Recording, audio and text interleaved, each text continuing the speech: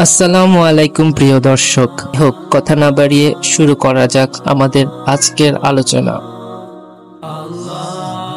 স্ক্রিনে যে লোকটিকে দেখতে পাচ্ছেন তিনি হলেন বর্তমান সময়ের একজন অন্যতম প্রখ্যাত বিজ্ঞানী প্রফেসর ব্রায়ান কক্স। কোয়ান্টাম ফিজিক্সের উপর তার অসংখ্য আলোড়ন তোলা প্রকাশনা এবং লেকচার রয়েছে। সেরকম একটি লেকচারের কিছু অংশ তুলে ধরা হলো।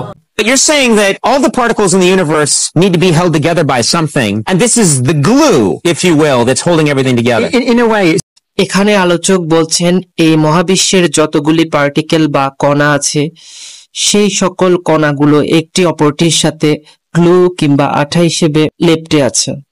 এভাবেই কণাগুলো ভরপ্রাপ্ত হয় এবং এই পুরো মহাবিশ্বকে সেই গ্লু কিংবা আঠা দ্বারা কোন একটি অদৃশ্য শক্তি ধরে রেখেছে কিংবা বহন করে চলেছে।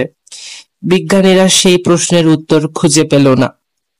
কোন সেই অদৃশ্যমান শক্তি যেটি পুরো মহাবিশ্বকে ধরে রেখেছে, যেটি না থাকলে পুরো মহাবিশ্ব ছিটকে পড়ত, পুরো মহাবিশ্বে বিশৃঙ্খলা দেখা দিত। চলুন আমরা বিজ্ঞানীদের সেই প্রশ্নের উত্তর খুঁজে আসি পবিত্র আল কোরআনে। সূরা ফাতির আয়াত নম্বর 41-এ সেই প্রশ্নের উত্তর আমরা পাবো। চলুন দেখে আসি। আল্লাহ তাআলা ইরশাদ করছেন, নিশ্চয় আল্লাহ আসমান সমূহ ও জমিনকে ধরে রাখেন যাতে এগুলো স্থানচ্যুত না হয়, আর যদি এগুলো স্থানচ্যুত হয় তাহলে তিনি ছাড়া আর কে আছে যে এগুলোকে ধরে রাখবে? নিশ্চয় তিনি পরম সহনশীল, অতিশয় ক্ষমাপরায়ণ। আল্লাহু আকবার। নিশ্চয়ই এই আয়াতের মাধ্যমে বিজ্ঞানীদের সেই বিশেষ প্রশ্নটির উত্তর পাওয়া যায়।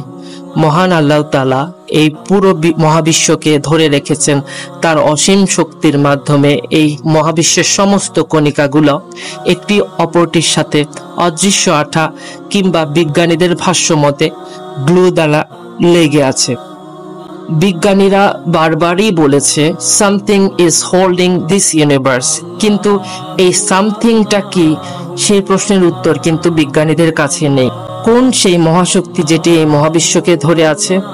আল্লাহ তাআলা কোরআনেই বলেছেন তিনি সেই মহাশক্তি যিনি এই মহাবিশ্বকে ধরে রেখেছেন।